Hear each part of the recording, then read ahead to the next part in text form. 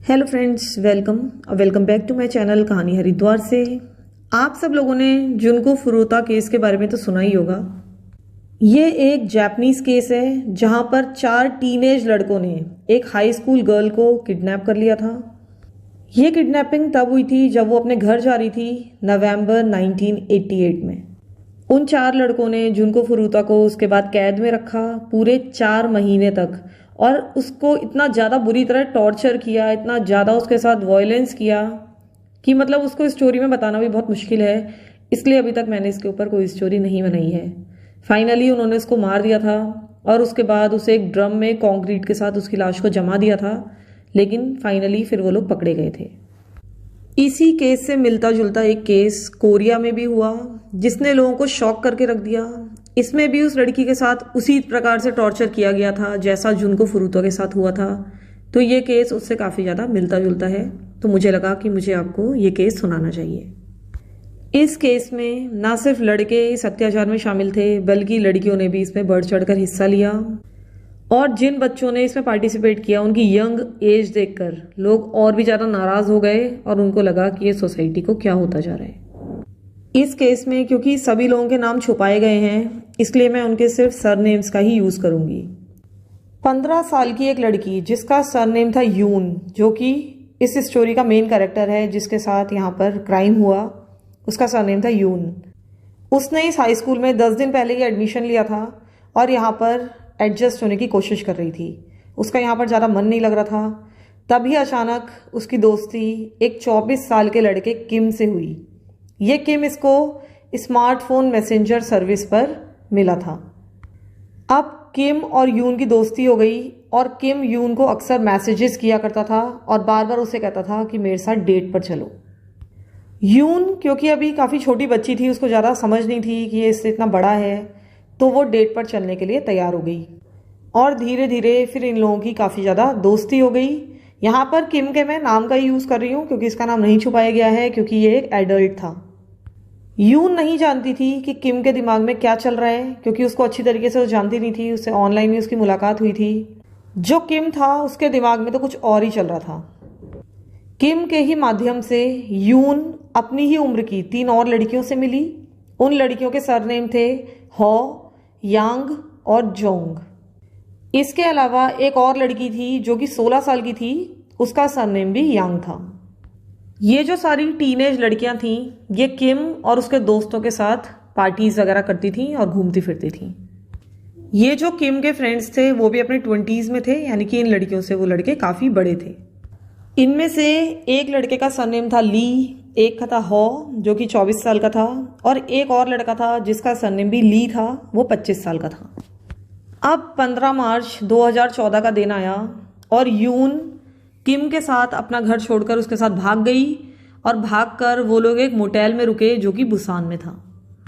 और अब जबकि यून किम के साथ भागकर यहाँ पर आ चुकी थी, अब किम और उसके दोस्तों ने अपना असली रंग दिखाना शुरू किया। उन्होंने जबरदस्ती यून को प्रोस्टिट्यूशन में धकेल दिया। जिन लोगों को ये लोग ऑनलाइन मिलते थे उनसे चैटिंग करते थे और उसके बाद बातचीत करके एस्कॉर्ट के रूप में ये लोग यून को उसके पास भेजा करते थे। यून को इसके बदले जो पैसा मिलता था उससे ये लोग अपनी जीविका चलाते थे और साथ में एंटरटेनमेंट भी करते थे, पार्टीज करते थे, मूवीज देखते थे और फन करते थे। यून को ये सब कुछ बिल्कुल पसंद नहीं आ रहा था, लेकिन ये लोग बहुत ज़्यादा डरा धमका के रखते थे यून को। उसको बहुत सारी धमकियां दे रखी थी और डर के मारे वो इनकी ये सारी बातें मानने के लिए मजबूर थी। इधर जो यून का फादर था, जब उन्होंने देखा कि उनकी बेटी घर नहीं लौटी तो वो पुलिस के पास गए और उन्होंने रिपोर्ट लिखवा दी कि यून घर से भाग गई है। शायद उन्हें पता चल चुका था कि यून घर से भागी है।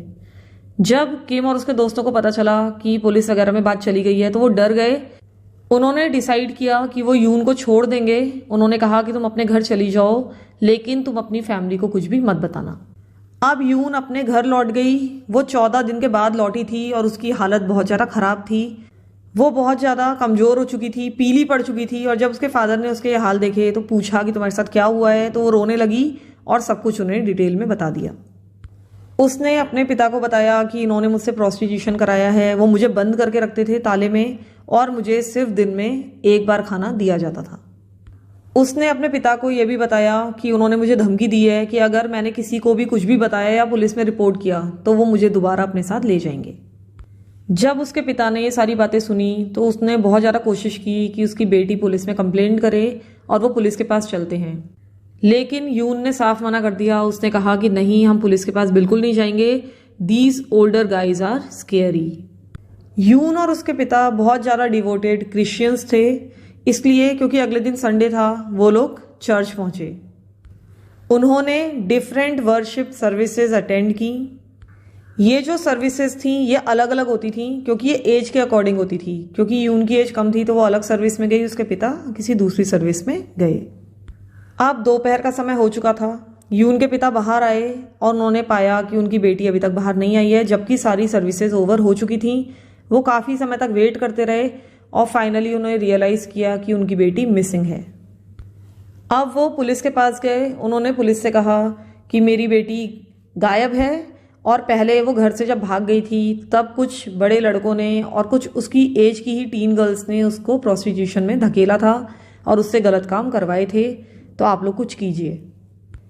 अब पुलिस ने फिर से अपनी सर्च टीम तैयार की और यून की सर्च स्टार्ट कर दी। लेकिन इन 20 दिनों के दौरान जबकि ये टीम इसको ढूंढ रही थी, किम और उसके फ्रेंड्स उसे घसीट कर वापस ले गए थे और उसके साथ अनइमेजिनेबल टॉर्चर किया गया था। तो चलिए मैं आपको बताती हूँ कि उस दौरान यून के साथ क्या क्या हुआ। ये जो लोग थे ये लोग दोबारा यून से प्रोस्टिट्यूशन तो करवा ही रहे थे। अब यून को मजबूर किया जाता था दिन में 4 से 8 बार प्रोस्टिट्यूशन करने के लिए। 4 अप्रैल से इन लोगों ने यून को बहुत बुरी तरह से पीटना शुरू कर दिया। 4 अप्रैल को रात के 10:30 बजे जबकि ये लोग उल्सन के एक मोटेल में रुके हुए थे, तब इस ग्रुप ने पाया कि जो यून है उसने अपने फेसबुक में लॉगिन किया है। जब इन लोगों को ये पता चला तो ये डर के कारण बुरी तरह से यून को पंच करने लगे। उनको ये डर था कि अब उनकी लोकेशन रिवील हो जाएगी कि वो लोग कहाँ छुपे हुए हैं। पहले तो लड़के ही उसको पंच करते रहे, उसे घूंसे मारते रहे, लातों से मारते रहे। बाद में उन्होंने जो 7 लड़कियां थी उनके ग्रुप में उनसे कहा कि अब तुम लोग इसको पीटो। जैसे जैसे दिन बीतते जा रहे थे उनके अटैक्स, उनके अब्यूज और ज़्यादा बुरे होते जा रहे थे। इन्होंने 2 बॉटल्स सोजू एक दिन एक बोल में निकाली। सोजू एक तरह की बहुत तगड़ी अल्कोहलिक ड्रिंक होती है। उन्होंने यून से कहा कि तुम्हें एक साथ ही ये पूरी 2 बॉटल कंज्यूम करनी है और तुम्हें बीच में रुकना नहीं है। लेकिन पीते पीते यून को वॉमिटिंग हो गई। लेकिन जब उसको वॉमिट हो गई तो इन लोगों ने मजबूर किया कि यून अपनी वॉमिट को पूरा का पूरा कंज्यूम करे, उसे खाए और साथ ही चाट कर उसे पूरी तरह से साफ करे। उसके बाद 4 लड़कों ने 3 लड़कियों को तैयार किया कि तुम यून से एक एक करके फाइट करोगी। इन्होंने यून से कहा कि अगर तुम इस फाइट में जीत गई तो हम तुम्हें यहाँ से जाने देंगे। इस ग्रुप में जो सबसे बड़ा लड़का था वो था ली, जो कि 25 साल का था। उसने यून से कहा कि तुम अपना सिर पीछे की तरफ करो ताकि मुझे तुम्हारी गर्दन साफ नजर आए। और जब यून ने ऐसा किया तो उसने उसके गर्दन पर बहुत सारे मुक्के मारे, उसके लैरिंग्स पर, और सिर्फ एक बार नहीं जबकि पता नहीं कितनी बार उसने उसके गर्दन पर जोर जोर से मुक्के मारे।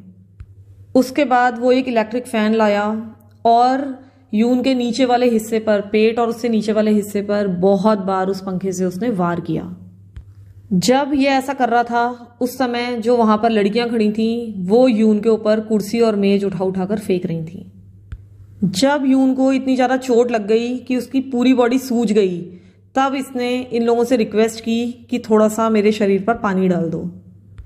तब उनमें से एक उठा, उसने एक बड़े से पॉट में पानी उबाला और उस उबलते हुए पानी को लाकर उन्होंने यून के हाथों पर और पैरों पर फेंक दिया। यून के हाथ और पैर बुरी तरह से झुलस गए और यहाँ तक कि उसकी स्किन भी उतरनी अब शुरू हो चुकी थी। जब भी वो इन लोगों से कहती थी कि मुझे घर जाना है, मुझे छोड़ दो, तो उसको बहुत बुरी तरीके से पीटा जाता था। फिर वो लोग कई बार सजा के तौर पर यून से उठक बैठक कराते थे और ये sit-ups and sit downs 100 times तक भी कई बार चलते थे। एक बार जबकि वो सेमी कॉन्शियस स्टेट में थी, करीब करीब बेहोश पड़ी थी, तब इन्होंने इसको एक कठिन सी मल्टीप्लिकेशन टेबल दी उसे याद करने के लिए। और जब वो उसे याद नहीं कर पा रही थी या फिर उनके सवालों का जवाब नहीं दे पा रही थी, तब वो उसको बुरी तरह पीट रहे थे। उसकी हालत इतनी ज़्यादा सीरियस हो चुकी थी कि अब वो खाना भी नहीं खा पा रही थी। 9 अप्रैल को रात के करीब 10 बजे 3 लड़के और एक लड़की जिसका सरनेम था यांग, वो कार में राइड के लिए निकले और साथ में यून को भी ले गए। उसके बाद वो एक इंडस्ट्रियल कॉम्प्लेक्स में रुके जो कि खाली पड़ा था। वो वहाँ पर गेम ऑफ ओमोग खेलना चाहते थे। ये एक बोर्ड गेम है जो कि कोरिया में बहुत ज़्यादा पॉपुलर है। इनके बीच में ये शर्त लगी थी कि जो भी इस गेम में हारेगा वो यून की पिटाई करेगा। यून इस दौरान कार की सीटों के बीच में फर्श पर गोलमोल होकर पड़ी हुई थी। जब ये लोग कार में राइड करते हुए इधर की तरफ आ रहे थे तब इन्होंने रास्ते में मजाक मजाक में यून से पूछा कि अगर तुम मरती हो तो तुम अपने साथ किसको ले जाना चाहोगी, यानी कि तुम किसको चाहती हो कि तुम्हारे साथ मरे। तब यून ने ली का नाम लिया जो कि इस ग्रुप में सबसे बड़ा मेंबर था, जो 25 साल का था। ये सुनकर ली को बहुत ज़्यादा गुस्सा आया। उसने अपने पैरों से बहुत बुरी तरीके से यून को मारा। उसके बाद उससे दोबारा यही सवाल किया गया। इस बार यून ने यांग का नाम लिया और यांग, वो जो लड़की थी, वो ये सुनकर बहुत ज़्यादा नाराज़ हुई। उसने पास में पड़ा कंक्रीट का टुकड़ा उठाया और यून को बुरी तरीके से उससे पीटा। फिर अगला दिन आया। इनकी गाड़ी डेगू में एक होटल के पास ही एक पार्किंग में खड़ी थी। तभी अचानक यून को एक कार्डियक अरेस्ट आया। अपनी इंजरीज के कारण उसकी बॉडी इतनी ज़्यादा वीक हो चुकी थी कि उसको दिल का दौरा पड़ा और उसकी डेथ हो गई। जब इस ग्रुप को पता चला कि यून की डेथ हो गई है तो वो बहुत ज़्यादा डर गए। उन्हें लग रहा था कि अब वो पकड़े जाएंगे। उसके बाद वो लोग काफ़ी दूर निकल गए और दूर दराज के क्षेत्र में जाकर इन्होंने यून के चेहरे पर गैसोलीन डाली, यानी कि मिट्टी का तेल डाला और आग लगा दी ताकि उसका चेहरा पहचान में ना आए। उसके बाद अगले दिन ये लोग एक ऑर्चर्ड में गए। वहाँ पर इन लोगों ने एक गड्ढा खोदा और उन्होंने यून की बॉडी को उसमें दफना दिया। वो लोग ये सब कुछ करके तो आ गए थे, लेकिन अभी भी उनको चिंता थी कि उसकी बॉडी मिल जाएगी। फिर ये 3 दिन बाद उस जगह पर वापस पहुंचे। इन्होंने खोद कर दोबारा से बॉडी को बाहर निकाला और इन्होंने डिसाइड किया कि अब हम इस बॉडी को कहीं और डंप करेंगे। उसके बाद 14 अप्रैल को ये लोग इस बॉडी को लेकर एक दूसरी लोकेशन पर पहुंचे। वहाँ पर इन्होंने दोबारा से यून की बॉडी को एक नई लोकेशन पर दफनाया और साथ ही ऊपर से इन्होंने सीमेंट का घोल भी डाल दिया ताकि उसकी बॉडी कंक्रीट में जम जाए। उसके बाद ये लोग फिर एक दूर के शहर में चले गए।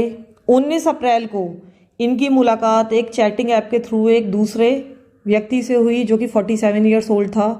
उसका सरनेम था किम। अब इस समय ये लोग डेजन नाम के शहर में थे। इन लोगों ने इस चैटिंग ऐप के थ्रू इस आदमी से सेटिंग की और फिर अपने ग्रुप की लड़की जिसका सरनेम यांग था उससे कहा कि तुम इस आदमी के साथ जाओ और प्रोस्टिट्यूशन करो और फिर हम लोग कुछ पैसे कमाएंगे। इन्होंने इस आदमी के साथ सेटिंग करके यांग को उसके साथ भेज दिया और बाद में फिर इस आदमी को ब्लैकमेल करने लगे कि तुम हमें कुछ पैसा दो, नहीं तो हम पुलिस में इन्फॉर्म कर देंगे कि तुमने एक माइनर के साथ रिलेशंस बनाए हैं। ये सब लोग इस समय एक मोटेल में थे जब ये लोग किम से इस तरह की बातें कर रहे थे। अब किम को समझ में आ गया था कि वो एक स्कैम में फंस गया है, जाल में फंस गया है और उसे किसी तरह से यहाँ से बाहर निकलना है। तो उसने भागने की कोशिश की। इस भागने की कोशिश के दौरान इन लोगों ने इसे पकड़ लिया और मोटेल के सामने ही उसे बुरी तरीके से पीटा। उसके बाद इसे कार में डालकर ये लोग उसे वहाँ से ले गए ताकि उससे पैसा वसूल कर सकें। ये लोग इसको बार बार पीट रहे थे और कह रहे थे कि हमें पैसा दो। तभी इनके ग्रुप का एक लड़का जिसका सरनेम हॉ था वो 20 किलोग्राम का एक फ्लावर पॉट उठाकर लाया और किम के हेड पर वार किया। इस वार से किम बेहोश हो गया, लेकिन बेहोश होने के बावजूद ये उसके सिर पर लातें मारते रहे। इसके बाद इन्होंने किम को अपने कार की बैक सीट पर डाला और वहां से भाग आए। करीब 3 घंटों के बाद किम को होश आ गया था। वो अभी तक मारा नहीं गया था। उसने बहुत ज़्यादा प्रार्थना की इनसे कि मुझे छोड़ दो और मुझे जाने दो। वो इनसे प्लीड कर रहा था, लेकिन ये लोग बारी बारी से बैक सीट पर जा जाकर उसकी पिटाई कर रहे थे और बाद में इन्होंने जलती सिगरेटों की सहायता से उसको जलाना भी शुरू कर दिया। वो बार बार उससे उसके क्रेडिट कार्ड का पासवर्ड पूछ रहे थे जो कि उसने नहीं बताया, लेकिन फाइनली किम की मौत हो गई। इतना ज़्यादा उसकी पिटाई हो चुकी थी कि उसी कार में उसकी डेथ हो गई। जब इन्होंने देखा कि वो मर चुका है तो इन्होंने उसको कार में ही छोड़ा गाड़ी भी वहीं पर छोड़ी और वहां से भाग गए। 3 दिन बाद ही पुलिस ने इन लोगों को गिरफ्तार कर लिया। अभी पुलिस ने 3 लोगों को अरेस्ट किया था। एक तो ली, जो कि उस ग्रुप में सबसे बड़ा था, एक दूसरा लड़का ली और एक और लड़का हॉ। इसके अलावा ये लोग समझ गए थे कि यून के कांड में भी यही लोग शामिल हैं। इन्होंने कुछ ना कुछ यून के साथ किया है। इन्होंने फोन रिकॉर्ड की सहायता से किम का पता लगाया कि यून उससे बातचीत करती थी और जल्दी ही किम को भी गिरफ्तार कर लिया। जब इन्होंने किम को गिरफ्तार किया तब तक उन्हें दूसरे केस के बारे में पता नहीं था। वो तो सिर्फ यून के केस में किम को ढूंढ रहे थे। फिर जब उन्होंने किम के दोस्तों को ढूंढना चाहा तो पता चला कि वो तो दूसरे मर्डर केस में जेल में बंद हैं। उन्हें यह भी पता चला कि जो लड़कियां इनके साथ इन्वॉल्व थीं, उन्होंने उस व्यक्ति के, जो उन्होंने 47 ईयर्स ओल्ड व्यक्ति का मर्डर किया था, उस केस में उन लड़कियों ने अपने ही दोस्तों के खिलाफ गवाहियां दी हैं। ये जो लड़कियां थीं ये गवाही वगैरह देकर अब अपने शहर में यानी कि गिमहाई में लौट आई थीं। अब पुलिस इनके पास पहुंची और उनसे पूछा कि क्या तुम्हें यून के बारे में कुछ पता है, तो उन्होंने कह दिया कि हमें कुछ भी नहीं पता और हम यून को नहीं जानते। हम उसे जानते तो हैं लेकिन उतनी अच्छी तरीके से नहीं जानते और हमें नहीं पता उसके साथ इन लोगों ने क्या किया। इनमें से एक लड़की ने अपनी एक सहेली को बताया कि हमने यून की हत्या कर दी है और उसको चुपचाप कहीं दफना दिया है। अब उस लड़की को लगा कि शायद ये सच बोल रही है और मुझे पुलिस को बताना चाहिए। तब वो पुलिस के पास गई और पुलिस को सब कुछ बताया। इनमें से जो 3 लड़के इस ग्रुप में शामिल थे वो बहुत खतरनाक गुंडे थे और उनमें से एक ने तो करीब 20 क्राइम्स किए थे और बाकी लड़कों पर भी कोई ना कोई चार्जेस चल रहे थे। इस केस का जो इन्वेस्टिगेटिंग ऑफिसर था उसने कहा कि मैंने इतने हीनियस क्राइम्स अपनी लाइफ में, अपने करियर में कभी नहीं देखे। उन्होंने शुरू में तो यून के फादर को कुछ भी नहीं बताया कि उसके साथ क्या क्या हुआ है, सिर्फ यही बताया कि उसकी डेथ हो चुकी है और उन्होंने इसको दफना दिया था, लेकिन उसको ज़्यादा डिटेल्स नहीं बताए गए। अब कोर्ट में क्या हुआ, कोर्ट में 2 ट्रायल चले। एक ट्रायल चैंगवन में चला और दूसरा डेजन में, क्योंकि जो सेकंड हत्या थी वो डेजन में हुई थी। 11 नवंबर को कोर्ट ने अपना पहला फैसला सुनाया और जो 3 गर्ल स्टूडेंट्स थीं जो कि इस क्राइम में इन्वॉल्व थीं उनको सजाएं सुनाई गई। तो पहली सजा सुनाई गई जो लड़की थी यांग, उसको 6 से 9 साल के बीच की सजा सुनाई गई। इसके अलावा जो हॉ और जोंग थी उनको 6 से 8 साल के बीच की सजा सुनाई गई। ये 6 से 8 या 6 से 9 साल के बीच में आप कंफ्यूज हो रहे होंगे कि ये कैसी सजा है, लेकिन कोरिया में लॉ है कि जब किसी जुवेनाइल को कोई सजा सुनाई जाती है तो मैक्सिमम और मिनिमम टर्म साथ साथ ही घोषित किए जाते हैं। 6 से 9 साल के बीच की सजा का मतलब है कि 6 साल मिनिमम उसको जेल में रहना ही पड़ेगा, उससे पहले उसे पैरोल नहीं मिलेगी, और 9 साल मैक्सिमम है। लेकिन जब वो 6 साल पूरा कर लेगा उसके बाद उसको पैरोल मिल सकता है। इन लड़कियों ने कोर्ट में कहा कि हमें ये सब करने के लिए मजबूर किया उन लड़कों ने, और अगर हम ऐसा नहीं करते तो हमारे साथ हिंसा करते। जज ने ये तो पाया कि इन लड़कियों के साथ भी अत्याचार हुआ था, हालांकि इन्होंने भी अत्याचार किया था, हो सकता है इनको मैनिपुलेट किया गया हो, लेकिन उसके बाद भी जज ने इनको सजा सुनाई क्योंकि इन लोगों ने यून की डेथ को रोकने के लिए कोई भी कदम नहीं उठाए और उसको आराम से मरने दिया। ये चाहती तो इन्फॉर्म कर सकती थी। अब किम की बारी आई। वही किम जिससे यून सबसे पहले मिली थी, उससे दोस्ती हुई थी और उसके साथ घर से भागी थी। किम ने कहा कि मैंने कभी भी यून पर टॉर्चर नहीं किया, कभी भी उसे डायरेक्टली असॉल्ट नहीं किया, और ये बात कहीं ना कहीं तक सच भी थी। फिर भी उसको 5 साल की सजा सुनाई गई। उस पर चार्जेस लगे कि उसने एक माइनर को प्रोस्टिट्यूशन करने के लिए मजबूर किया। इसके साथ ही उसको लाश छुपाने, ठिकाने लगाने, इन सब में मदद करने के भी आरोप लगे। लेकिन अप्रैल 2015 में जबकि अपील्स ट्रायल चल रहे थे, यानी कि अपनी सजा के खिलाफ जब अपील की जाती है तो उसके ट्रायल चल रहे थे, तब हॉ और जोंग के जो सेंटेंसेस थे यानी कि सजाएं थी उनको घटाया गया। कोर्ट ने ये माना कि वो एक सब स्टैंडर्ड इन्वायरमेंट में पैदा हुई थी। उनका पारिवारिक माहौल अच्छा नहीं था, उनका सोशल एनवायरनमेंट अच्छा नहीं था, और इसके अलावा उनको बहुत ज़्यादा दुख भी था, पछतावा भी था जो भी उन्होंने किया था। किम की सजा को भी घटाकर 3 साल कर दिया गया।